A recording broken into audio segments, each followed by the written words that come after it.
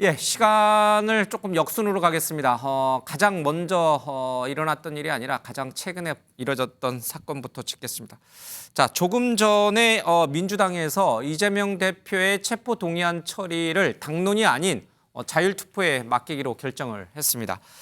자, 오늘 민주당에 의총이 있었는데 박홍근 원내대표의 얘기부터 좀 들어보겠습니다.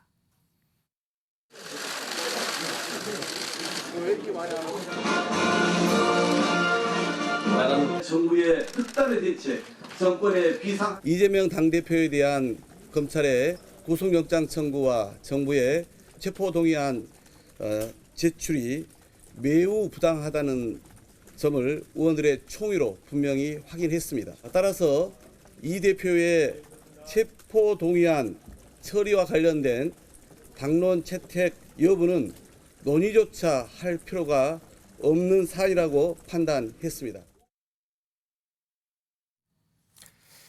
예, 먼저 민주당 쪽에 여쭤봐야 될 것 같습니다. 당론이 아니라 자율 의원들의 자율 투표로 체포동의안 처리를 하겠다. 저러다가 만약에 찬성표가 더 많아서 예, 그 가능성은 전혀 없다라고 자신한 거죠. 거꾸로 얘기하면. 좀 전에 이제 의원총회 끝나고 예. 바로 이제 그 MBN으로 왔는데 그럴 가능성은 별로 없는 것 같습니다. 자율투표에 맡겨도. 예, 그러니까 이제 의원들의 그 의견은 예, 구속영장 청구서를 보니까 검찰의 어떤 주장을 뒷받침하는 물증 예. 또는 증거 또는 법리로 가득 차 있는 구속영장 청구서 173쪽이 아니고 검찰의 희망사항을 주저리 예. 이렇게 읊어놓은 구속영장 청구서더라. 그렇기 때문에 이것은 당론으로 정할 필요조차 없는 부결이다. 예. 이 의견이 거의 압도적이라고 표현하는 것도 조금 부족할 정도로 예. 거의 뭐 총의가 다 모아진 그런 의원총회 분위기였습니다. 자율투표로 가는 것은 오히려 자신감의 발로다. 그렇죠. 28명의 이탈표는 절대 일어나지 않는다. 오늘 의원총회 분위기 봐서는 예. 그럴 가능성은 전혀 없고요. 예. 뿐만 아니고 이제 언론에 나오셔가지고 조금 이제 비판적 견해를 가졌던 분들조차도 예. 오히려 검찰의 구속영장 청구서를 보고서 이거는 뭐 당론으로 부결을 하자라고 정하는 것 자체가 오히려 사치스럽고 오히려 좀 낭비스러운 것이다. 이렇게 지금 판단하고 있는 것 같습니다. 정의당은 다 체포 동의안의 찬성 쪽으로 입장이 정해졌나요? 일단 정의당은 당론으로 예. 국회의원 불체포 특권을 폐지해야 된다라는 입장을 갖고 있습니다. 예. 그래서 19대 국회 이후로 국회에 제출된 모든 체포 동의안에 대해서 그 대상이 누구인지를 막론하고 찬성하는 입장을 취해왔고요. 예. 정의당도 이제 국회로 체포 동의안이 왔기 때문에 그 내용을 보고 당론 결정을 할 텐데 기존에 결정해왔던 그런 당론에 따라서 결정을 할 가능성이 높고 예. 바람직하건대 이걸 이제 체포동의안 절차로 가느니 이재명 대표가 스스로 검찰에 출석해서 영장실질심사를 받아보면 어떠냐. 이 얘기는 정의당이 보기에도 예. 이번에 구속영장 청구 사유라든지 또 주요한 범죄 사실이라든지 이런 게 미진한 점들이 많아요. 좀 전에 전재수 의원들이 설명했듯이 별다른 물증도 없고 가장 그동안에 검찰이 그 공을 들여서 여론전을 펼쳤던 예. 이른바 이제 대장동 저수지 428억 그리고 김용 정지사 씨가 받았다고 하는 정치자금 또 불법 뇌물 예. 이런 내용도 영장에 다 포함이 안 됐기 때문에 이 정도를 가지고서 구속의 필요성이 과연 있는가에 대한 의문이 있거든요. 예. 그런 점을 한번 검찰에 출석해서 당당히 조사를 받았듯이 형사사법 절차의 하나인 형사소송법 절차의 하나인 이 구속영장 실질심사에 응해서 만약 결과를 바꿀 수 있다면 이재명 대표는 지금까지의 수사 판도를 바꾸는 오히려 더 적극적인 계기가 될 수 있기 때문에 예. 바라건대 그렇게 하시면 어떤가 이런 바람을 전했는데 뭐 그렇게 될 것 같지는 않고요. 예. 정의당 의원들의 표가 아니더라도 민주당이 뭐 과반이 훌쩍 넘는 의석을 갖고 있기 때문에 국회에서 체포동의안이 가결될 가능성은 전혀 없다고 봅니다. 예.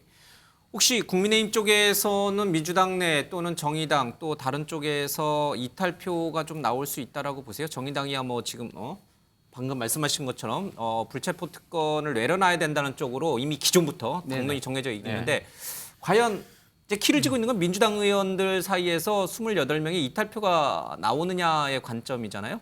어떻게 전망을 하세요? 저는 민주당에서 거의 이탈표가 나오지 않는다고 봅니다. 그럼 이거는 부결될 게 확실하다. 예, 부결될 건 확실합니다. 왜냐하면 사실 전통적인 민주당에는 사실은 당내에 좀 다양한 목소리가 좀 존재를 했었는데 예.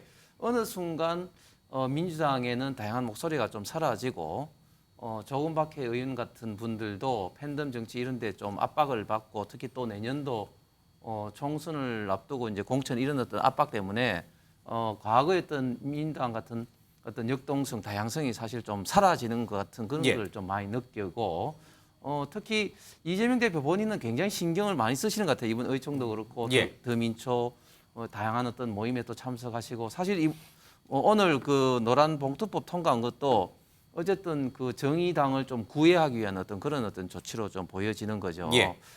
그러나 한 가지 이제 확실한 것은 설사 체포동의안이 부결되는 것이 예.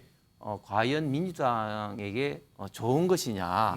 국민들은 지금 눈을 부릅뜨고 이 사안은 지금 불체포 특권 이 사안이 어떤 의원들이 어떤 활동하기 위한 어떤 그런 어떤 목적이었는데 이거는 성남시장일 때 어떤 토착 비리이기 때문에 사실은 불체포 특권의 대상도 아닌 것이고 예. 그리고 또 민당의 주장이 지금 이율 배반지인 게 이렇게 구속영장이 좀 허술하고 문제가 많다고 하면은 정말 그 박원석 의원이 말한 것처럼 당당하게 구속적부 심사를 통해서 그걸 깨버리면 완전히 예. 판을 뒤집는 거 아니겠습니까? 그렇게 또 하지도 못하는 걸 보면은 상당히 지금 민주당도 정말 곤혹스러운 그런 입장에 지금 처해 있다고 좀 생각이 됩니다. 알겠습니다. 이런 내용을 주호영 오늘 국민의힘 원내대표가 대놓고 얘기를 했습니다. 들어보겠습니다. 임시국회를 3월 6일이나 13일부터 열고 그 사이에 영장 실질 심사를 받으면 모든 문제가 다 해결될 것입니다. 민주당은 이재명 방탄, 이재명 사당 늪에서 벗어나 제1야당으로서 공당으로서 진짜 일하는 국회의 자리로 돌아와야 합니다. 대표 한 사람을 지킬 것인가, 법과 양심 그리고 국민을 지킬 것인가, 이제 민주당의 시간입니다.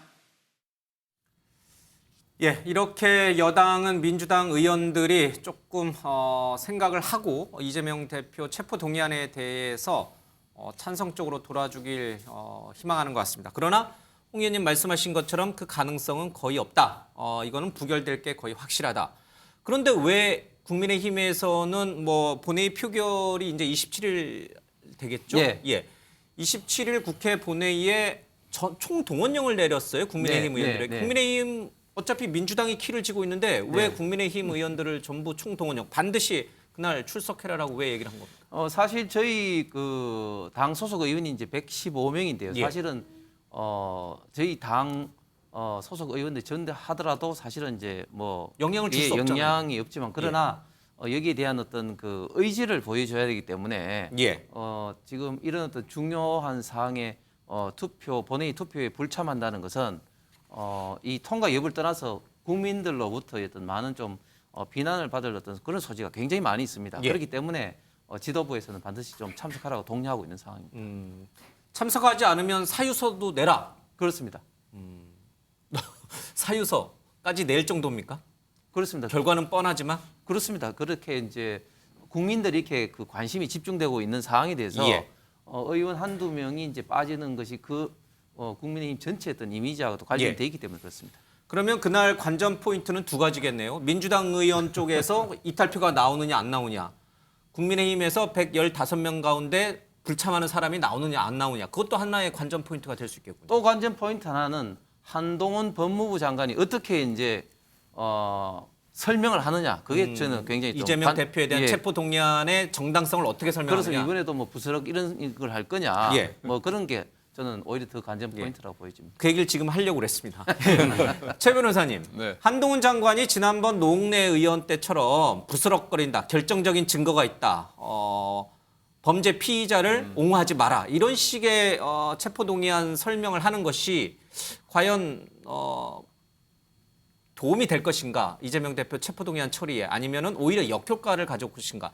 지난번에 노웅래 의원 사태 때는 역효과를 가져왔다는 게 대부분의 중론이었어요. 자, 그런 우를 또 범할 것인가? 아니면 이번에는 점잖게 민주당 의원님들의 뭐랄까 현명한 판단을 기다리겠습니까? 이렇게 겸손하게 나올 것인가? 일단 아까 그 구속영장에 기재된 사실이 굉장히 조금 약하다 이런 말씀들을 하셨지 않습니까? 근데 이제 저희가 검찰에서 영장을 청구할 때 보면은 그 변호인들에게 이걸 다 노출하지 않기 위해서 예.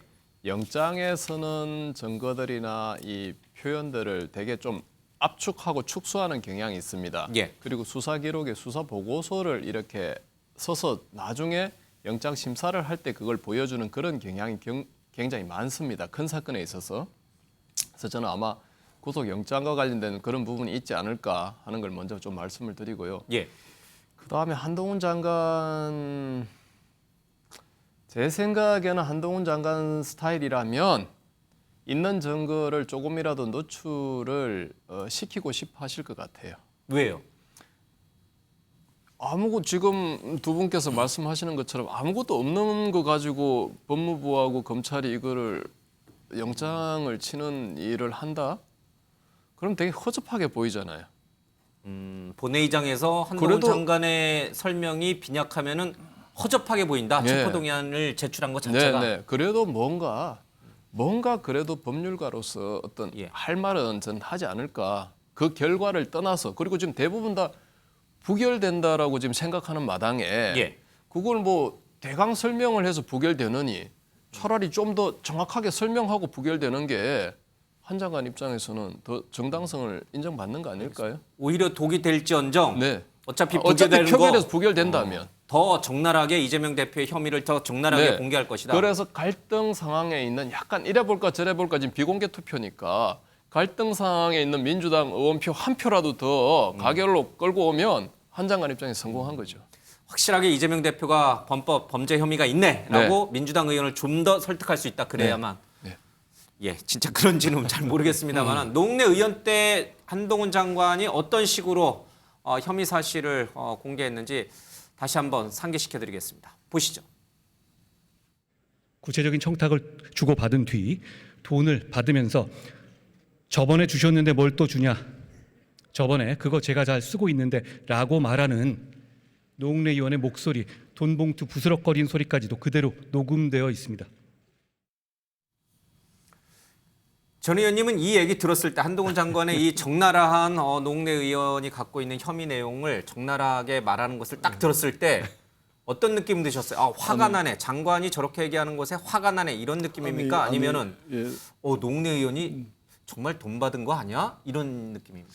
일단은 돈을 헤아리는 소리라든지 또는 돈이 또 지폐 부스럭거리는 소리도 아니고 돈 봉투 부스럭거리는 소리입니다.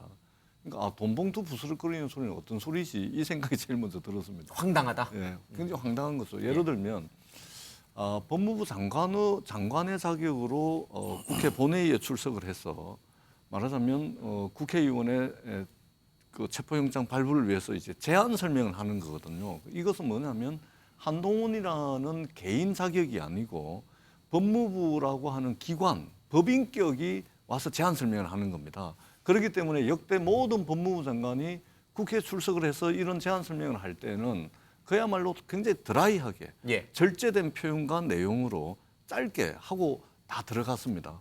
그런데 한동훈 장관께서는 굉장히 도발적이고 자극적이고 그런 언행들을 지금 본회의장에서 하신 것이죠. 그렇기 때문에 사실은 굉장히 그 원하던 결과와는 완전히 정반대 그런 결과가 나와버린 것이거든요. 그렇기 때문에 저는 27일 날에도 이건 개인 자격이 아니고 법무부 장관이라는 법무부의 기관, 법인격이 나와서 제안 설명하는 거다. 이것을 한 번쯤은 좀 생각을 해줬으면 좋겠다라는 말씀을 드리겠습니다. 그럼에도 불구하고 어차피 부결되니까 더 적나라하게 이재명 대표의 혐의를 아마 한동훈 장관이 공개할 가능성이 있다. 이렇게 우리 최 변호사님 보고 계신 것 같습니다.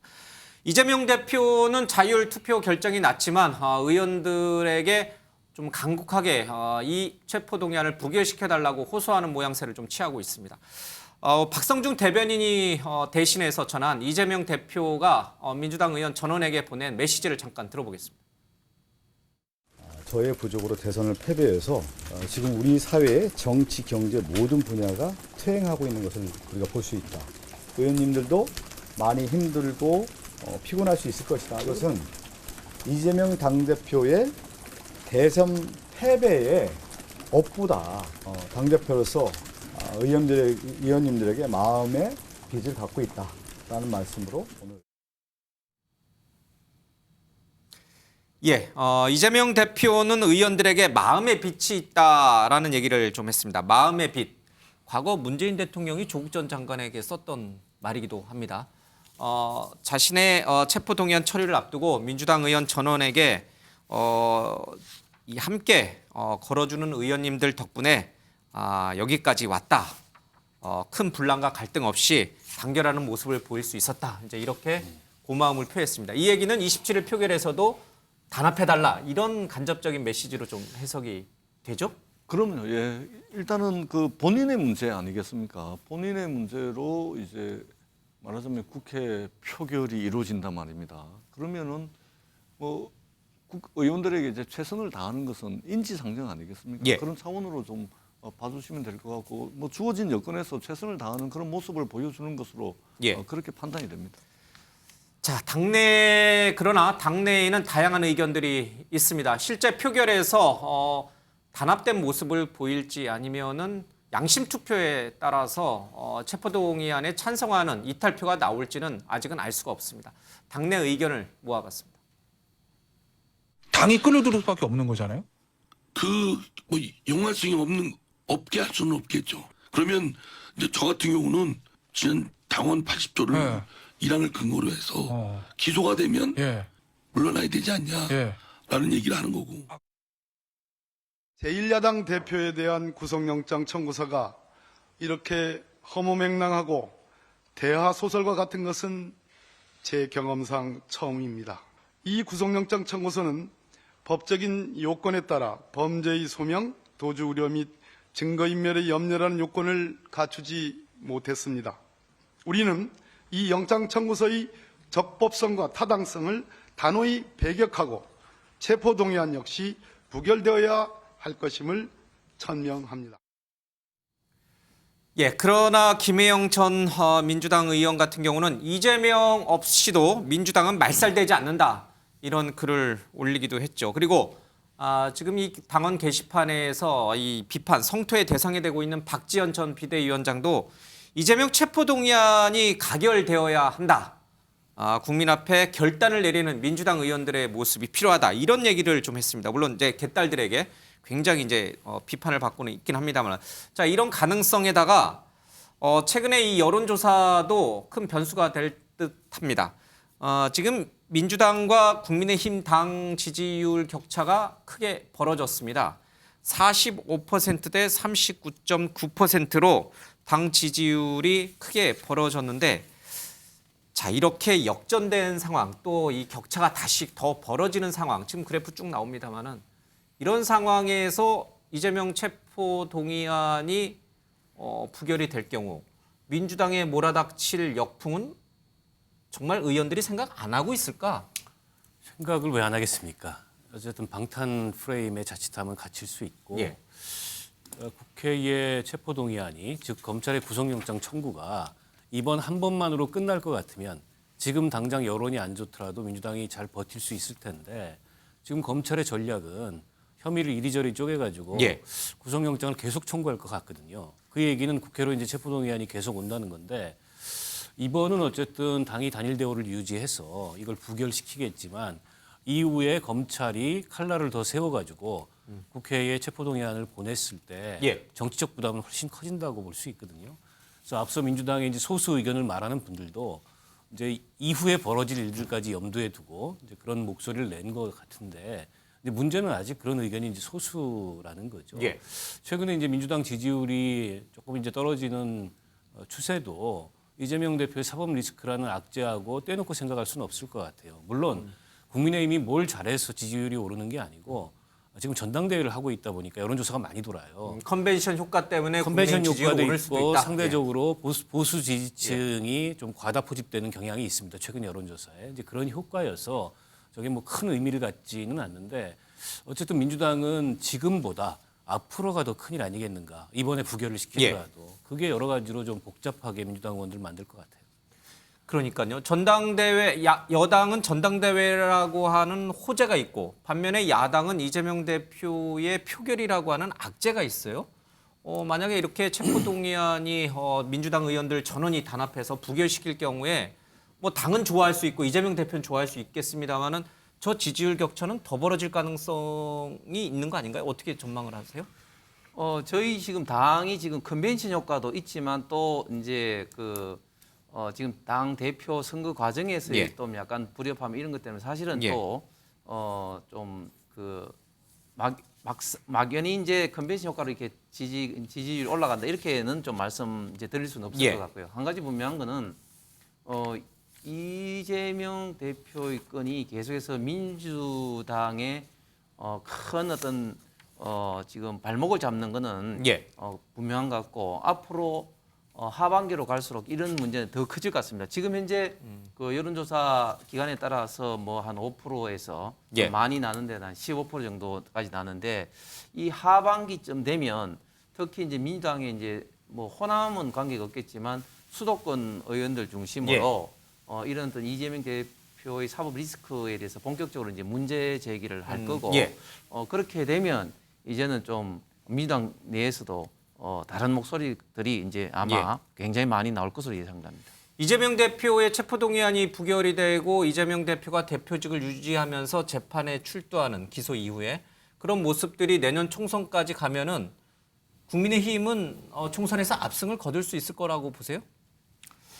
일단 지금 오늘 이제 지금 여론조사를 보면 최소 5%에서 최대 13% 정도까지가 보이지 않습니까? 예.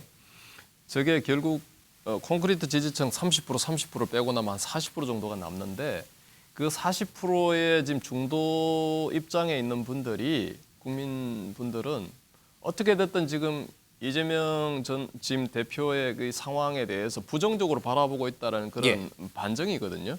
그럼 이 상황을 계속 민주당에서 끌고 간다면 저는 충분히 국힘 쪽에 총선에서 좋은 그 기회가 되지 않을까 이런 생각이 듭니다. 여기서 단절을 해야 되는 상황이 아닐까 이런 생각이 듭니다.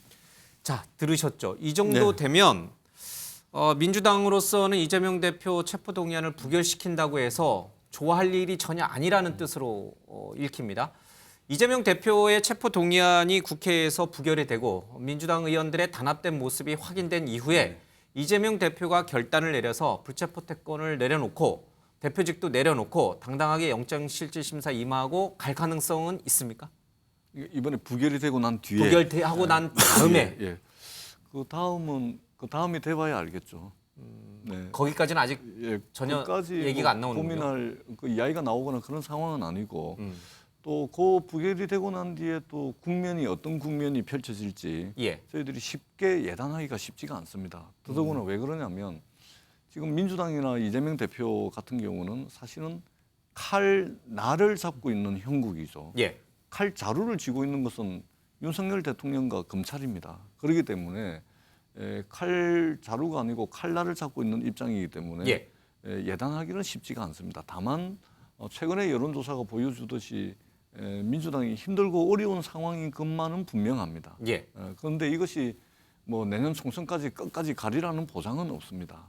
그렇기 때문에 일단은 이번에 이제 검찰이 제출한 구속영장 청구에서 다 드러나듯이 이게 아까 우리 최 변호사님 말씀대로 물증과 증거가 명확하면 구속영장 청구서는 20페이지를 넘지 않습니다. 근데 173조까지 쓴 거는 결국은 주저리 이렇게 명확한 물증이 없기 때문에 그런 거 아니겠습니까? 이런 것들이 쌓이고 쌓이면 뭐가 이렇게 맞느냐 이재명 대표와 관련해서 이러던 여론이 야 이거 해도 너무 많이 우려먹네. 별거 없네. 너무 많이 우려먹네. 이런 여론으로 돌아서 버리는 순간 이것은 이 전적인 책임은 집권 여당과 검찰이 져야 되거든요. 그런 부담도 분명히 있을 거다. 이 말씀을 한동훈 장관이 제대로 된 증거를 제시하지 못하면 오히려 역풍이 불 수 있다. 그렇게 될 가능성도 지지율도 상당히 반등할 수 있죠. 있다. 그렇습니다. 알겠습니다. 조금 다른 얘기인데요. 유동규 씨가 보수 유튜버 채널과 인터뷰를 했어요. 그 영상을 6시에 공개한다라고 하는데 지금 들어온 것 같습니다. 잠깐 들어보겠습니다. 처음 만난 거예요? 나는 리모델링 때문에 2009년도? 네. 그때 2009년도면 시장 준비할 때네요? 시장 준비할 무렵이죠. 이제 시작할 무렵. 그쯤에 이제 이재명하고 그때 이제 리모델링 나는 그때 연합회장 있으니까. 네. 이제 그때 이제 만났었어요. 그러니까 리모델링 연합회장 그리고 시장 준비하는 사람. 그렇죠. 그러면 둘의 관계는 다이다이였어요? 누가 옆에 끼어 있는 사람이 있었어요? 처음엔 다이다이였죠. 처음엔 다이다이. 예. 그럼 이재명은 그때 그냥 변호사로 부대변인이자 변호사.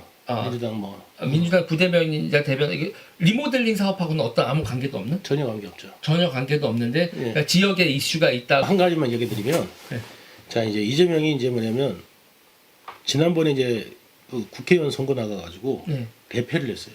그 전에. 그죠 2008년. 예, 2008년 국회의원 선거에서 대패를 합니다. 민주당 아작났었던 그래가지고 이제 아니 어쨌든 간에 그 전부터도. 예, 유동규 씨가 보수 유튜버 채널에 나와서 이재명 대표와 관련된 여러 가지 얘기를 지금 하고 있는 것 같습니다.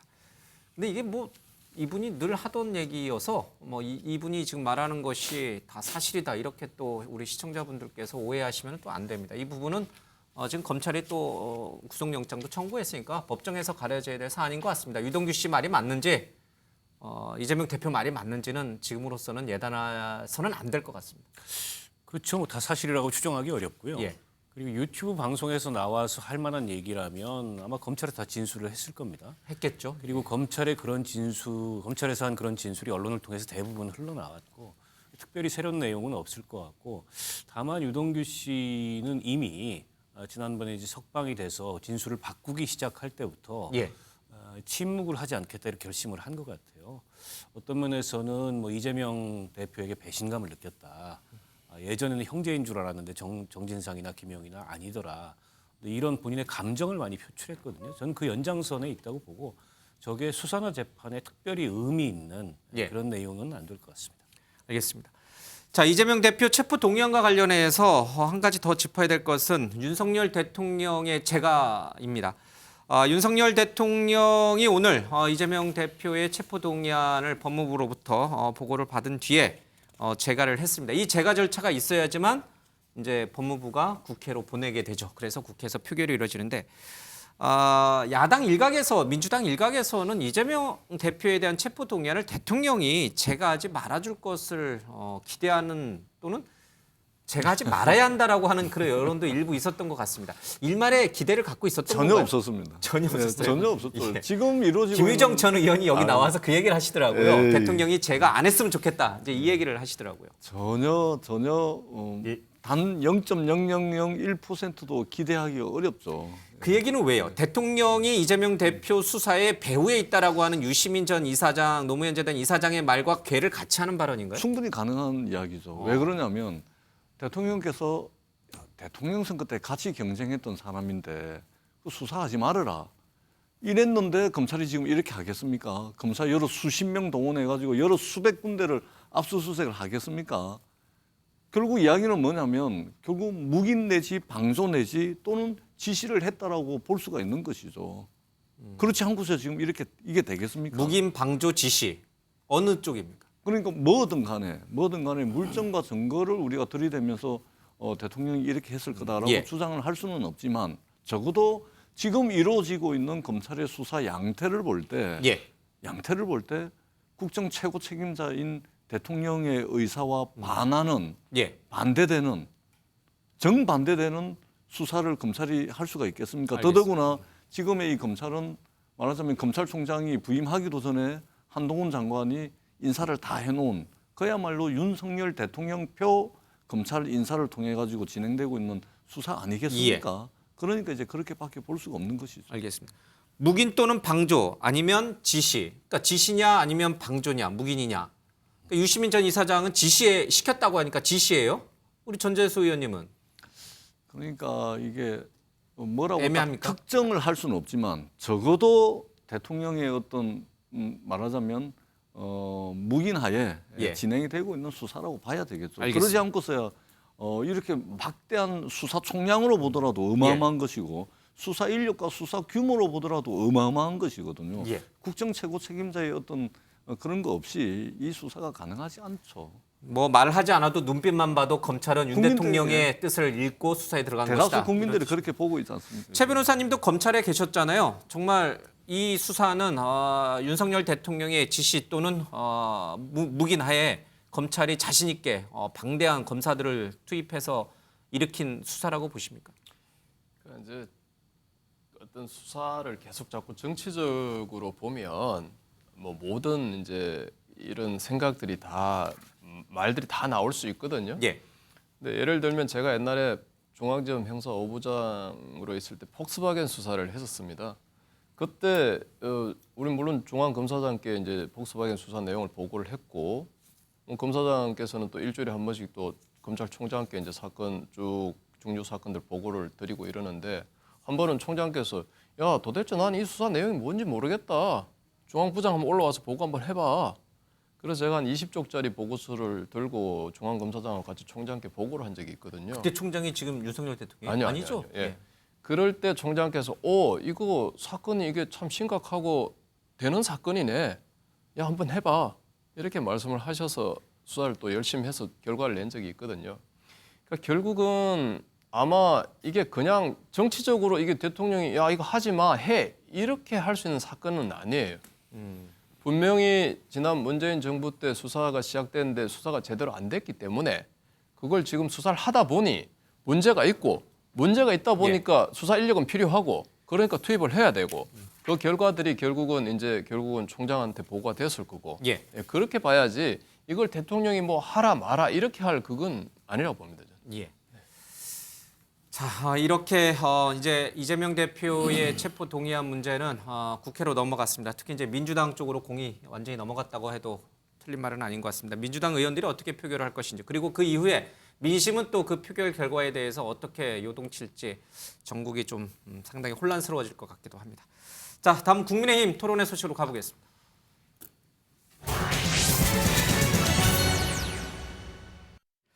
임야 투기 의혹에 대해서 여러 차례 해명을 하셨죠. 만약에 그 해명하신 것에 거짓이 있으면 후보 사퇴 약속하시겠습니까? 그게 만약에 말씀하신 것처럼 불법이 개입됐든지 이렇게 된다면 제가 정치 생명을 걸 테니까 그 대신 우리 황교안 후보님께서도 그것이 가짜뉴스인 것이 확인되면 정치 생명을 거시고 불필요한 말씀하지 마시고 그렇게 계속해서 흑색선전 네거티브만 하고 가짜뉴스에 올라타시면 저희 측에서 현장에 가봤습니다. 직접 가봤습니다. 잘 가셨습니다. 맹지였던 김 후보의 땅이 KTX 역 앞 대로변에 금싸라기 땅으로 변하는 것입니다. 그래서 권력형 토건 비리라고 말하고 있는 것입니다. 그런 정도의 판단 능력을 갖고 있으니까 3년 전 총선에서 우리가 참패를 했죠. 아니, 비방하지 말고 팩트에 대해서 말씀을 하세요. 팩트잖아요. 제가 말씀드린 비방하시지 마세요. 예, 어제 저희 MBN에서 2차 TV 토론회가 있었습니다. 황교안 후보가 내가 그래서 직접 가봤습니다. 뭐 이런 식으로 우리 이제 관계자가 가봤습니다. 그리고 김기현 후보가 잘 가셨습니다. 이렇게 이제 큰 소리로 좀 외쳤습니다. 이곳에서였죠, 이곳에서. 예, 바로 이 자리에서. 어제 TV 토론의 승자는 누구라고 보세요? 네 후보 중에. 글쎄 뚜렷한 승자는 보이지는 않은 것 같고 사실 좀 이 시청 MBN에서 이렇게 포맷을 잘 잡으셔가지고 나름대로 이제 그 국민들의 어떤 관심 시청자들이 좀 관심이 좀 많았는데 사실 뚜렷한 승자보다는 이런 어떤 방금 나왔던 예상 외로 황교안 전 대표가 김기현 후보를 집중적으로 좀 공격하는 것이 상당히 좀 예상 외였습니다. 왜 황 후보는 김기현 후보를 공격할까요? 세게. 원래 예상은 황교안 대표하고 이제 김기현 대표가 사실은 좀 뭐 관계가 괜찮은 관계고 또 성향도 뭐 그래서 뭐 그렇게까지 대립 안 할 걸 봤는데 아무래도 황교안 대표 지지층과 또 김기현 지금 후보 지지층이 좀 약간 좀 겹치는 그런 층이 있다 보니까 상대적으로 황교안 대표가 김기현 대표를 집중 공격을 함으로써 어떤 지지층을 좀 뺏어 올려는 그런 어떤 의도로 좀 집중적으로 지금 김기현 후보를 공격하고 있는 것 같습니다. 황 후보는 김기현 후보가 갖고 있는 지지층을 좀 자신 쪽으로 끌고 오고 그렇습니다. 싶어하는, 그래서 집중적으로 김기현 후보를 공격한다. 그렇습니다. 예. 네. 오늘 일부 여론조사 있었습니다. 본인이 국민의힘 당원이라고 언급한 그런 지지층을 대상으로 여론조사가 있었는데 김기현 후보가 사실은 굉장히 좀 40%대 높은 지지율을 받는 걸로 여론조사에는 좀 나왔습니다. 최 변호사님, 네. 만약에 황 후보가 김기현 후보의 지지층을 많이 가져오지 못한다면, 당원을 많이 가져오지 못하고 결선 투표에 올라가지 못하면 황교안 후보가 갖고 있는 이 지지율, 지지층은 김기현 후보에게 다 쏠려갑니까? 아니면 다 사표가 됩니까? 결국 그 지금 황교안 전 총리를 지지하는 분들은 지금 부정선거 방지대, 보방대라고 하는 그쪽에서 많이 지금 지지하고 있는 것으로 알고 있습니다. 4.15 선거 때. 그래서 국민의힘 우리 책임당원 쪽에서 보면 가장 오른쪽에 있는 분들이라고 볼 수 있습니다. 그래서 저는 만약에 황 후보가 결선에 올라가지 못하고 그렇다면 결국은 김기현 후보 쪽으로 많은 표가 가지 않을까 그렇게 예상하고 있습니다. 근데 어제도 논란이 됐고 또 안철수 후보도 마찬가지로 김기현 후보를 공격했습니다마는 이 울산 KTX 관통 노선, 그리고 김기현 후보의 땅 투기 의혹, 이거는 사실입니까? 사실이 아닙니까? 사실이 아닌 걸 가지고 계속 이렇게 후보들이 TV 토론회에서 싸우는 겁니까? 아니면 정말 제2의 울산의 이재명이다라고 하는 그 말처럼 뭔가 나중에 가서 또 이렇게 크게 드러나는 그런 것처럼 이렇게 얘기가 되는 겁니까? 제가 알기로는 사실이 아닌 것 같습니다. 왜냐하면 이 문제가 어제 오늘 나온 문제가 아니거든요. 지난번 그 김기현 후보가 울산시장 선거할 때부터 이제 민주당 측에서 이런 또 문제 제기를 했고 또 국회의원이 돼도 이제 문제 제기를 한 것에 대해서 계속해서 김기현 의원 측에서 지금 이제 무고로 이제 고발 조치를 지금 하고 있는 그런 어떤 상황이고, 저도 내용을 좀 알아보니까 그게 이제 김기현 의원 측에서 당시에 영향력을 행사를 해서 그런 것이 아닌 걸로 그렇게 알고 있습니다. 그래서 사실은 아닌 것 같은데 그런데 이제 이런 어떤 상황에 대해서 계속해서 좀 네거티브를 좀 하는 것이 이제 선거 막판에 와서는 사실 지금 큰 이슈가 없는 당내 선거이다 보니 좀 이런 어떤 문제들이 네거티브가 좀 더 부각이 좀 되고 있는 것 같습니다. 자, 이렇게 울산 KTX 역세권 땅 투기 의혹과 관련해서 때 아닌 후보들 간에 이른바 정치 생명을 걸라는 얘기들이 나오고 있습니다. 자, 그 얘기, 김기현, 안철수 또 황교안 후보 간에 이른바 정치 생명을 건 내기를 한번 좀 짚어봐야 될 것 같습니다. 어떻게 보세요? 정말 이게 가짜 뉴스면은 당신 후보직에서 사퇴하라, 뭐 이런 얘기를 서로 공방이 오갑니다. 이게 한동훈 법무부 장관과 민주당 의원들이 자리 걸고 했던 거랑 좀 비슷한 연상이 떠오는데, 정말 이거 자리를 걸어야 될 정도로 중요한 문제입니까? 일단 뭐 공방의 수위가 상당히 거칠고 수위가 높죠. 그러니까 사실은 황교안 후보께서 1차 토론에서부터 저 문제를 직격을 하고 나왔는데 약간은 의외였어요. 그러니까 저 이슈가 많이 알려진 이슈인지는 모르겠는데 저도 몰랐거든요, 사실은. 그만큼 크게 아주 회자됐던 그 의혹은 아니었는데, 저걸 이제 같은 당내 경선에서 직격하면서 1차 토론부터 이제 사퇴를 요구하고 그 뒤로 긴장이 높아졌는데, 어쨌든 이슈가 됐습니다. 저게 사실이든 아니든. 그러니까 김기현 후보가 이제 계속 이게 수세적으로 이걸 방어하는 입장이 됐고, 안철수 후보가 그걸 받아가지고 일주일 동안 공격을 하고, 어제 토론회에서는 천하람 후보까지, 그래서 지금 그게 시세가 얼마냐, 95% 할인해서 파신다고 그러는데 얼마에 파실 거냐, 이렇게 공세를 취했어요. 그러니까 저걸 이제 취득한 시점이 정치하기 훨씬 이전이기 때문에 김기현 후보는 의혹에 근거가 없다 이렇게 말씀을 하시는 것 같아요.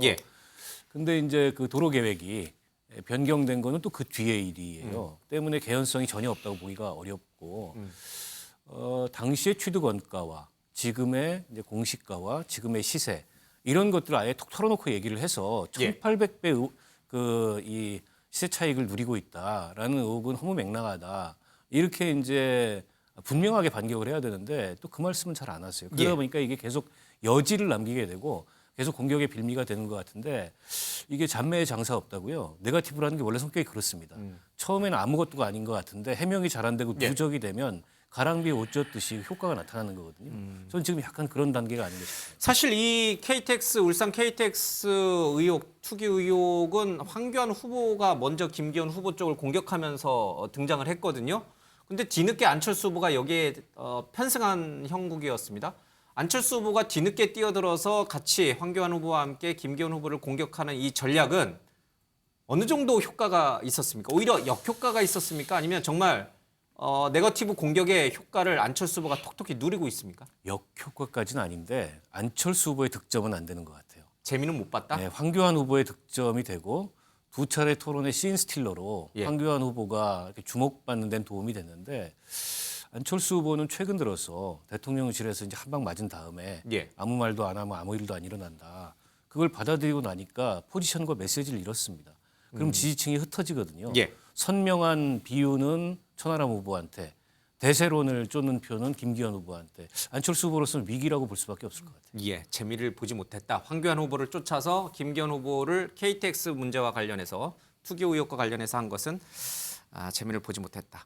자, 이렇게 안철수 후보가 김기현 후보를 좀 따라잡고 싶은 상황이긴 합니다만 큰 정치적 이득을 보지 못한 사이에 뒤에서는 천하람 후보가 아주 거세게 쫓아오는 형국이 이어지고 있습니다. 어제 TV토론회에서도 그 팽팽했던 긴장감이 느껴졌습니다. 보겠습니다. 안철수 후보님 혹시 대통령의 적이십니까? 저는 그렇지 않습니다. 네, 알겠습니다. 잠시만요. 저는 대통령의 적이 우리 안철수 후보님이 돼서는 결코 안 되고요. 우리 지금 국민들이 지금 겪고 있는 경제 위기, 빈곤, 불평등, 지역 소멸, 그리고 어떤 저출산 이런 우리 사회의 거대한 문제점들이 대통령의 적이 되어야 된다고 생각하는데 안 후보님 동의하십니까? 네, 그럼요. 안 후보님 동의하시는데요. 왜 이런 부분을 대통령실에 아니 나를 적으로 삼지 말고 지금 민생을 더 챙기시고 전당대회에서는 대통령이 좀 덜 관여하시는 게 좋겠다라고 왜 시원하게 말씀을 못 하십니까? 저는 개인적으로 이제 저 텔레그램을 통해서 적정한 수준의 그런 이 말씀들은 지금도 드리고 있습니다. 자, 저 얘기는 뭡니까? 텔레그램으로 윤 대통령과 안철수 후보가 수시로 소통하고 있다 이런 뜻으로 들리는데 혹시 그 내용을 안 후보가 공개할 수도 있을까요? 공개하게 되면 당원들에게 굉장히 효과를 볼 수도 있을 텐데요. 안철수 후보 입장에서는 대통령하고 이렇게 긴밀하게 뭐 개인적으로 이렇게 연락과 이제 항상 소통을 하고 있다. 이런 어떤 의도를 가지고 이제 말씀을 하셨는데 그런데 천하람 후보의 어떤 질문에 대해서는 사실은 속 시원한 답변이 안 됐죠. 그건 맞아요. 예, 사실은 물론 이제 정치인이 개별적으로 소통을 하는 것도 중요하지만 그러나 그 메시지가 결국 이제 대중에게 얼마만큼 잘 이제 전달해서 이제 먹히냐 하는 것이 어떻게 보면 정치인의 어떻게 보면 소통의 핵심인데 그런 측면에서는 아무래도 그 천하람 후보의 어떻게 보면 질문에 대해서 안철수 후보의 좀 답변이 좀 그렇게 만족스럽지 못한 어떤 그런 어떤 응답을 아마 시청자들 받았을 것 같습니다. 대통령과 텔레그램으로 안철수 후보가 수시로 소통하고 있다는 말은 사실인가요? 안 후보에게 여쭤봐야 되는데 안 후보가 뭐 방송에서 전 국민에게 생중계되는 TV 토론회에서 말씀하셨으니까 거짓을 말씀하실 리는 없을 것 같고. 당연히 하시겠죠. 인수위원장도 하셨고 또 단일화도 하셨으니까. 그러나 제 추측에는 아마 과거에 비해서 최근 들어서는 조금 좀 적지 않았나 그렇게 추측은 됩니다. 좀 줄어들었다 거의 그렇습니다. 없거나. 예. 대통령이 답장을 안 하시는 거죠? 안철수 후보가 보내도. 그건 모르죠. 알겠습니다. 어쨌든 지금 안철수 후보는 이제 얼굴은 뭐 그렇게 티가 나진 않습니다만은 앞에서 이 앞서가는 김기현 후보를 따라잡지는 못하고 뒤에서는 천하람 후보가 거세게 치고 올라오는 게 뭐 앞서 제가 언급했던 당원이라고 밝혔던 스스로 당원이라고 밝혔던 사람들을 대상으로 한 여론조사에서도 좀 느껴집니다. 안철수 후보와 천하람 후보의 지지율이 굉장히 근사치로 좀 붙어 있어요. 천하람 후보가 이대로 역전해서 2위로 올라갈 수도 있나요? 저는 뭐 전혀 가능성이 아직도 시간이 며칠 있기 때문에 지금 올라가는 추세, 내려오는 추세라면 크로스가 일어날 수도 있다고 생각을 합니다. 왜냐하면 이준석 전 대표를 지지하는 책임 당원들이 집중적으로 투표에 응할 경우에는 그런 가능성도 충분하다고 생각합니다. 근데 상식적으로 잘 이해가 안 가는 대목이 이준석 전 대표가 당대표에서 물러나던 그 전 과정을 정권 초기에 우리가 쭉 봐왔지 않습니까? 윤석열 대통령과의 대립각도 봤고 친윤계와의 그 갈등도 봤고 그럼에도 불구하고 당원들이 안철수 대신에 천하람을 선택한다. 천하람을 선택한다는 곧 이준석을 선택한다는 뜻일 텐데 그게 가능합니까? 그것보다는 이제 결국 아까 말씀드린 대로 조금 이렇게 흔들리는 쪽은 김기현 쪽으로 가고 예. 그리고 또 이제 이준석 대표를 지지하던 좀 세력들은 또 천하람 후보 쪽으로 예. 가고 그러면 결국 안철수 후보 쪽은 표를 잃을 수밖에 없거든요. 예. 여긴 잃고 여긴 올라가는 구조라면 충분히 역전 가능성도 있죠. 그러면 국민의힘 당원들은 그러니까 친윤이라고 스스로를 칭하는 당원들은 그러니까 안철수보다 차라리 이준석계가 더 낫다 이런 판단을 한다는 뜻인가요? 지금 저희 당원이 지금 투표 인원이 지금 85만 명인데요. 지금 저희 당원 구조가 사실 이제 지역적으로나 세대적으로나 굉장히 좀 다양해졌습니다. 그래서 일방적으로 그 친윤을 지지하는 그런 어떤 성향만 있는 것도 아니니까 다양한 계층이 지금 현재 이렇게 이제 그 여론조사에서 반응을 하고 있기 때문에 천하람 후보의 지금 상승세는 분명한 것 같습니다. 예, 그게 곧 이준석 전 대표를 좋아하건 아니면 반윤 세력이 가는 건 아니다. 반드시 연결되는 건 아닙니다. 알겠습니다. 자, 이번에는 김기현 후보와 천하람 후보 간의 이 치열한 팽팽한 신경전을 좀 보도록 하겠습니다. MBC에서 전문 장비로 분석했더니 바이든인지 날리면인지 알 수 없다.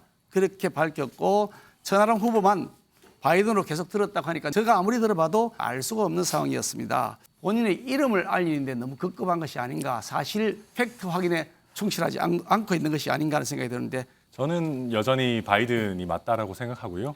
바이든이냐 날리면이냐라는 것은 이제 청각도 중요하지만은 당시 여러 가지 상황이라든지 이런 부분들 종합했을 때 저는 바이든이라고 보는 것이 합리적이라고 보고 국민들의 눈높이에 맞는 것이다라고 봅니다. 자, 두 가지를 살펴봐야 되겠습니다. 다시 바이든 날리면이 소환이 됐습니다. 이 말을 먼저 꺼낸 것은 다름 아닌 김기현 후보입니다. 자, 이게 뭐 지금 천하람 후보도 얘기했습니다만은 용산에서 봤을 때 왜 잊혀진 바이든 날리면 사건을 다시 기억 속에 다시 소환을 하느냐? 김기현 후보가 잘못했다. 정말 이렇게 볼지 아니면 이 천하람 후보가 바이든이 맞다고 말한 저 발언이 오히려 국민의힘 당원들에게 역시 천하람은 안 돼. 쟤는 반윤이야. 제 대신에 김기현 찍어야겠다. 이렇게 마음을 먹도록 했을지. 제가 볼 때는 대통령실에서 김기현 후보를 판단을 할 때 야, 폭탄이다. 정말. 이렇게 볼 것 같아요. 왜 저 질문했느냐? 아니, 예, 그럼요. 사실은 대통령께서도 이 바이든 날리면 이거 가지고 사실은 곤욕을 엄청 치렀지 않습니까? 본인은 알겠죠. 근데 천하람 후보 이야기대로 여러 가지 정황상 그때 당시 홍보수석이 브리핑을 하고 또 그때 당시 상황이라든지 또 우리가 또 그 ODA 하고 이 상황을 전체 종합을 해보면 그다음에 국민 평균적인 눈높이, 국민 평균적인 청력 이걸 보자면 이게 그 바이든이거든요. 근데 대통령께서 그런 이야기 한 기억이 없다라고 말씀을 하셨지 않습니까? 그 기억을 또 올린 것이거든요. 야, 이 김기현 후보 매력만 없는 줄 알았더만 폭탄이다. 이렇게 대통령실에서 판단할 가능성이 굉장히 많죠. 용산에서 오히려 불쾌하게 이겼다. 상당히 불쾌하게 생각을 하겠죠. 근데 지금 후보를 바꿀 수도 없지 않습니까? 지금 와가지고 친 후보를 바꿀 겁니까? 방법이 없는 것이죠. 그렇기 때문에 상당히 아마 대통령실에서는 상당히 좀 말은 못하고 굉장히 끙끙 앓고 있는 상당히 좀 불쾌한 기분을 가졌을 것 같아. 이렇게 보는 것이 상식적이겠죠. 천하람 후보는 어제 토론회가 끝난 뒤에 용산에서 김기현 후보에게 전화가 갔을 것이다. 이런 얘기를 하는데 실제로 그 정도로 용산의 분위기는 안 좋았을 것이다. 뭐 전화까지 했겠습니까? 예. 예, 그런 것은 아니. 사실은 이제 뭐 전화를 해가지고 화를 내는 게 추후를 위해서라도 더 좋을 수가 있는데 그러지 않고 상당히 이제 마음적으로 이제 상당히 불쾌했을 수 있다. 이렇게 생각을 합니다. 전재수 의원님은 바이든이라고 확신하고 있는 것 같습니다. 천하람 후보와. 그럼 반론권을 좀 드릴 시간일 수가 없습니다. 두 분은 날리면으로 확신하고 계신가요? 말하기 싫으시면 안 하셔도 됩니다. 예. 뭐 어쨌든 이 김기현 후보가 이 바이든 날리면 이 이슈를 다시 소환시킨 것은 어떻게 선거 전략상 잘한 겁니까? 못한 겁니까? 예, 선거 전략상 뭐 천하람 후보를 공격하기 위해서 이제 꺼낸 카드인데 예. 그게 이제 공격보다는 김기현 후보 어떤 입장에서는 좀 그렇게 뭐 대통령실과의 관계라든지 이런 걸 생각한다면 그렇게 썩 어떤 유효타는 좀 날리지 못하는 그런 어떤 펀치라고 생각이 됩니다. 좋은 선택은 아니었다 이런 그렇습니다. 뜻이군요. 네. 예, 예. 마이너스 효과도 있습니까? 뭐 그렇게 큰 뭐 마이너스 효과보다는 아무래도 애초에 의도했던 목적은 달성하지 못했을 거다 이런 좀 생각이 듭니다. 예. 어떻게 보십니까, 우리 의원께서? 근데 이런저런 방송에 나와서 저 질문을 하겠다 이렇게 예고한 후보는 천하람 후보였고 이준석 전 대표였어요. 근데 오히려 어제 토론에서 그 얘기를 김기현 후보께서 먼저 꺼내 들었는데 예. 아마 천하람 후보를 조금 이제 압박하겠다 이런 취지였던 것 같은데요. 천하람 후보는 저게 마이너스가 안 돼요. 한 번도 바이든이 아니라고 얘기해 본 적이 없고 예. 천하가 다하는 비윤 내지는 반윤인데 무슨 마이너스가 되겠습니까?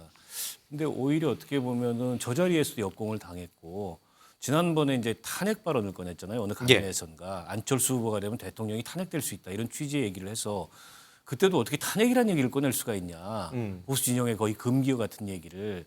그때도 이제 자충수라는 평가가 예. 많았는데 어제 저 얘기는 뭐 자충수까지는 아니었을지 몰라도 토론회에서 뭐 득점이 되는 앞서 우리 홍 의원님 말씀하셨듯이 예. 유효타는 전혀 아니었던 것 같아요.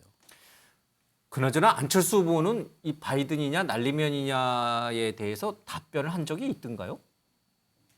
기억이 저는 잘 안 납니다. 네, 저도 잘 기억이 안 나요. 그걸 한번 물어보면 김기현 후보가 3차 TV 토론회에서는 안철수 후보를 상대로 뭐 바이든이 맞냐, 날리면이 맞냐 이렇게 한번 물어보면 또 어떨까 싶은 생각도 좀 듭니다. 자, 안철수 후보와 김기현 후보의 대결도 굉장히 좀 치열했죠. 그 모습도 보겠습니다. 우리 당은 지금 당 대표가 와서 과거의 일을 반성하면서 새로운 것을 배워야 될 시점이 아니고요. 다 배워진 실력을 가지고 당을 이끌어야 될 상황입니다. 안철수 후보님 생각해 보세요. 그러니까 정통 뿌리를 오히려 가지고 그 있는 말은 김기현이가 제가 해야 드리는 된다는 말씀입니다. 거죠. 제주도권 토론 시간입니다. 지금 제가 그 말씀을 드리고 싶은데 이 당대표는 자기 실력을 발휘하는 자리입니다. 제대로 경험이 있어야 되거든요. 근데 지난 총선 이제 제가 3번 치렀습니다만 처음에는 무소속으로 나와서 1등으로 당선되고 두 번째로는 우리나라 역사상 그 삼김 이래 가장 큰 정당을 만드는 대성공을 거두었습니다. 세 번째로는 저는 국민의힘과 함께 선거 연대를 통해서 저는 지역구 후보를 안 냈습니다.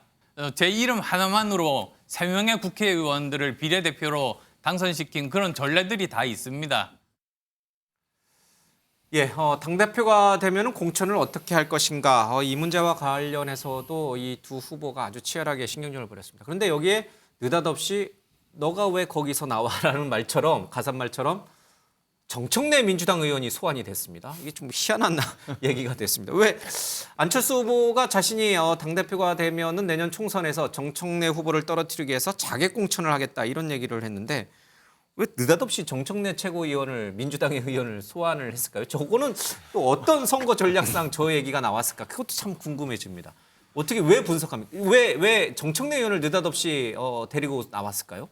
아마 정청래 의원이 가장 강하게 국민의힘을 아프게 공격할 수 있는 그런 공격자라고 보는 것 같아요. 국민의힘 당원들이 제일 싫어하는 민주당 의원이 정청래 최고위원입니까? 그럴 수도 있을 것 같습니다. 가장 그 공격을 아주 날카롭게 하고 아프게 하는 분이니까 저런 분을 내가 충분히 우리 후보를 내세워서 꺾겠다. 그 강한 의지를 보여줌으로써 지금 책임 당원들의 표를 얻고 싶은 거 아닐까. 그런 생각. 그러면 정청래 의원을 자객 공천 통해서 낙선시키려면은 굉장히 센 사람을 내보내야 되잖아요. 저 자리에 누가 적합합니까? 모르겠습니다. 최 변호사님. 자, 이쯤 되니까 정청래 최고위원은 너가 나와라. 안철수 너 나랑 붙자. 이렇게 반박을 하고 있습니다. 아니 저것은 뭐냐면 그러니까 지금 아까 우리 박원석 의원님께서 안철수 후보에 대해서 아쉬운 부분을 정확하게 말씀을 하셨는데 이 눈치 저 눈치 보다가 포지션을 완전히 상실해 버렸습니다. 그러니까 포지션이 없어져 버리니까 메시지가 중구난방이 돼 버린 거예요. 그러다 보니까 지금 이 메시지가 나왔는데 이 메시지 그대로 액면 그대로 받아들이자면 정청래 의원이 민주당 의원 중에 김건희 여사를 제일 신랄하게 비판하고 있지 않습니까? 최근에는 브라보콘 송을 가지고서 말하자면 주가 조작 그 패러디 송을 만들었지 않습니까? 예. 김건희 여사를 제일 세게 공격을 하고 있는 정청래 의원을 소환시켜서 예. 자객 공천을 하겠다라는 것을 통해서 말하자면 안철수 후보가 김건희 여사 김건희 여사의 심기에 호소하는 예. 그래서 표를 좀 얻겠다라는 전략으로밖에 보여지지가 않는데 과연 이것이 득표 전략으로서 유효한지 이 부분은 굉장히 의문스럽다 이렇게 말씀을 드리겠습니다. 전재수 의원님도 조심하십시오. 예, 방송에 나와서 자객.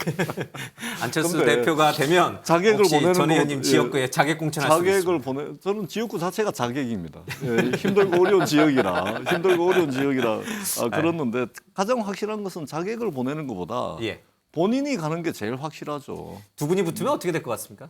제가 볼 때는 정청래 마포에서 의원 마포 주민들은 만만치 않을 걸요. 예, 안철수 후보 이기기가 어려울 겁니다 아마. 정청래 후보 보기보다는 셉니다. 예, 알겠습니다. 셉니다. 자, 어쨌든 이 투표일이 다가오면서 전당대회일이 다가오면서 각 후보들 간의 신경전도 굉장히 좀 치열해지고 있는 모습을 좀 보이고 있는 것 같습니다. 이제부터는 누가 득점하느냐보다는 이제 실점을 안 하느냐, 실수를 안 하느냐가 중요한 것 같은데 지금으로 놓고 보면은 실수하는 사람들이 좀 보이는 것 같습니다, 후보들이.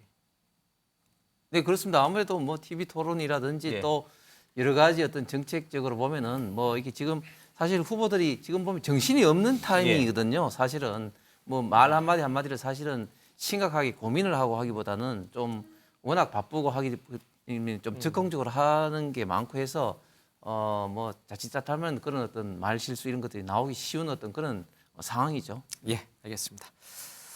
자, 윤석열 대통령이 은행의 고금리, 통신사의 과도한 통신비를 질타한 데 이어서 노조 개혁이라는 카드를 또 꺼내들었습니다. 오늘 국무회의가 전 방송사에서 생중계될 정도로 대통령의 관심이 큰 사안이 바로 노조 개혁이었습니다. 들어보겠습니다.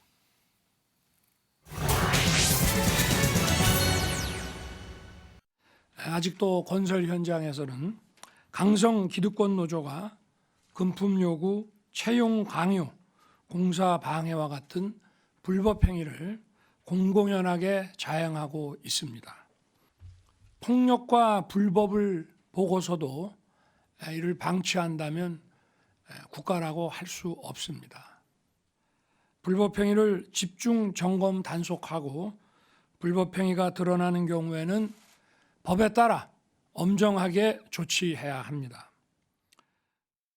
대통령은 또 노조의 기득권은 젊은 사람들에게 미래에 대한 희망을 포기하게 만드는 약탈행위라고 지적하면서 기업이나 산업에 엄청난 영향을 미치는 노조의 회계 투명성이 뒷받침되지 않고 부패하게 되면 기업 생태계 시스템이 모두 왜곡되기 때문에 철저하게 출처와 용처를 파악해야 한다 이렇게 강조했습니다.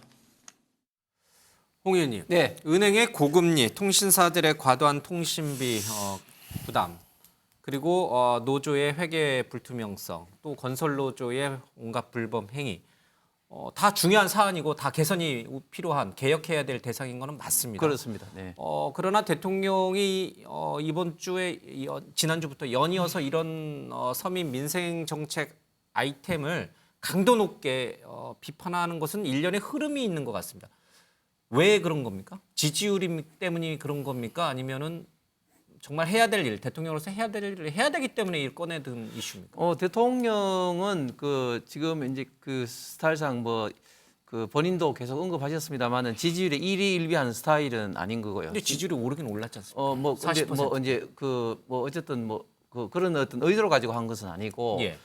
통신비라든지 그 금리 문제를 이야기한 것은 지금 서민들이 이런저런 이유로 굉장히 어렵지 않습니까? 예. 또 가장 최근에는 또 난방비 문제라든지 이런 문제가 있으니까 당연히 이제 지금 현재 서민들이 어려워하는 부분에 대해서 특히 통신비라든지 금리라든지 이런 부분은 서민들이 참 굉장히 좀 어려운 부분인데 또 이 부분은 또 예. 완전 경쟁 체제보다는 좀 과점 체제로 되어 있기 때문에 기업들이 상대적으로 좀 요금이라든지 이런 게 좀 주도권을 좀 잡고 있다 보니까 예. 아무래도 거기에 대해서 좀 대통령이 정부에서 서민 어떤 부담 완화 차원에서 이렇게 좀 요구를 좀 하신 것 같고 그리고 또 노조에 대해서는 뭐 시종 일관 주장을 하면서 특히 뭐 잘 아시겠지만 3대 기획 분야 중에 뭐 노동, 교육, 연금 3대 기획 분야 중에서도 가장 중요하게 지금 계속해서 언급을 하는 어떤 그런 어떤 부분이다 보니까 이렇게 자연스럽게 나오는데 한 가지 큰 흐름은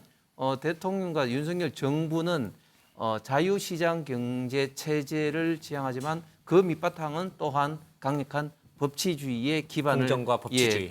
두고 하는 어떤 모든 어떤 국정 수행의 지금 연장선상에서 지금 이루어지고 있다 이렇게 좀 생각이 듭니다. 시장주의를 지향하지만 그 밑바탕에는 법치와 공정, 상식이 통해야 된다. 네, 그렇습니다. 예. 이 말씀은 제가 짧게 한 말씀 안 드릴 수가 길게 없는데 드려도 됩니다. 예, 박원석 의원님도 의견 듣겠습니다. 이게 은행 금융기관과 관련한 그 메시지 중에 과점 체제 말씀하시고 과도한 뭐 이윤 추구 행위 말씀을 하시고 통신업계에 대해서도 마찬가지입니다. 대표적인 규제 산업이 통신금융산업입니다. 특히 금융산업 같은 경우는 정부의 어떤 라이선스, 허가권을 가지고서 말하자면 규제하는 대표적인 산업이죠. 예를 들면은 자유경쟁 체제에 맡겨보세요. 금융기관들의 어떤 약탈적 성격, 탐욕적 성격 때문에 한 개의 금융기관이 무너지게 되면 우리 시장 경제 질서가 완전히 망가질 수가 있는 것입니다. 그렇기 때문에 대표적인 규제 산업으로서 일정한 정도의 과점 체제를 허용하고 있는 것이 전 세계적 흐름입니다. 영국 같은 경우 금융시장 규모가 우리의 몇 배가 되는 영국 같은 경우도 4개의 금융회사가 전부 답니다. 우리가 5개 금융지주 아닙니까?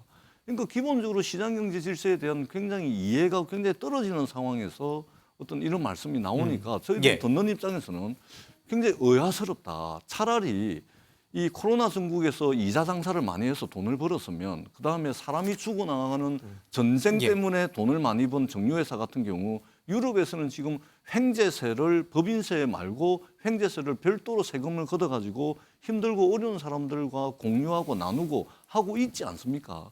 차라리 이렇게 접근하는 것이 맞지. 당연히 과점 체제여야 될 금융산업을 향해서 저렇게 말씀을 해버리시면 시장에 참여하고 있는 많은 시장 주체들이 굉장히 지금 의아스럽게 생각하고 있다. 이 말씀을 안 드릴 수가 없습니다. 실물 경제 위기가 왔을 때 은행마저 흔들릴 경우에는 이제 우리가 지난번 IMF 외환위기 때도 봤고 글로벌 금융위기 때도 봤습니다만은 국가 경제가 더 어려워질 수 있다. 그런 부분을 간과해서는 안 된다. 이런 반론이 또 있긴 합니다. 자, 오늘 국회 환노위에서는 이른바 노란봉투법이 야당 주도로 통과가 됐는데 여기에 대한 논란도 만만치가 않습니다. 잠깐 화면 보겠습니다. 1년 후, 2년 후, 5년 후에 무슨 파업 현장에서 일어난다는 거 다 뭐 얘기 듣고 왔어요? 이렇게 만약에 그 장관이 국힘하고만 그럼 환노위 할 거면 국힘하고만 둘이 하든지 국민의힘이라고 국힘하고 하든지 하시라고 하세요. 또 강제로 밀어붙이실 것 같은데 저희가 퇴장하지 않을 경우에는 이제 기립으로 하실 예정이십니까? 우리가 퇴장하고 싶어서 퇴장하는지 그렇게 할 수밖에 없는 우리의 심정을 국민들도 알아야 된다고요. 나오라고. 위원장 나중에 역사비 심판 받을 겁니다. 몸을 치지 마시고. 정부가 위원 나올 겁니다. 위원장님. 찬성 9인 반대는 없었습니다. 이 법안은 가결되었음을 선포합니다. 박원석 의원님, 불법 파업이라도 폭력 파괴가 없으면 손해배상을 청구할 수 없도록 한다. 이게 노란봉투법인데 이로 인해서 무분별한 파업이 엄청나게 양산될 것이다라는 여건의 우려는 어떻게 보세요? 저는 그렇지 않을 거라고 보고요. 이를테면 불법 파업 시에 손해배상권을 명시하고 있는 OECD 국가나 유럽의 많은 나라들도 이제 노사관계나 이 노사 간의 단체 협약을 통해서 그런 문제를 손해배상까지 가지 않고 그 노사 합의에서 해결을 하거든요. 근데 우리는 이게 노사 관계에 있어서 뭐랄까요, 좀 이 사법화, 정치의 사법화에 의해서 노사 관계의 사법화도 너무 심한 것 같아요. 그 대표적인 게 이 파업에 대해서 손배 가압류를 때리는 건데 그로 인해서 쌍용차 우리 조합원들의 연쇄적인 죽음 같은 사회적인 불행도 있었고 대우조선해양 하청 노동자들 지난 6월달에 그 옥새 투쟁을 했을 때 그에 대해서도 또 손배 가압류가 들어갔어요. 그래서 이건 어떻게 보면 노동조합 활동을 보장하기 위한 최소한의 기준 같은 거기 때문에 그런 우려는 없다. 최 변호사님은 어떻게 보세요? 이 법이 갖는 위험성. 저는 우리가 일반적으로 노가 사보다는 조금 더 어려운 환경에 있고 처지가 안 좋다라는 것은 일반 국민들이 다 생각을 하고 있다 생각해요. 근데 저렇게 돼 버리면은 사가 노를 견제할 수 있는 방법이 거의 없어져 버려요. 없어진다. 그러면 이 운동장이 기울어져 버리기 때문에 저는 이 부분은 정말 심도 있게 다시 검토할 필요가 있다. 알겠습니다. 국회에서도 또 대통령의 거부권 얘기도 나오고 있어서 좀 지켜보겠습니다.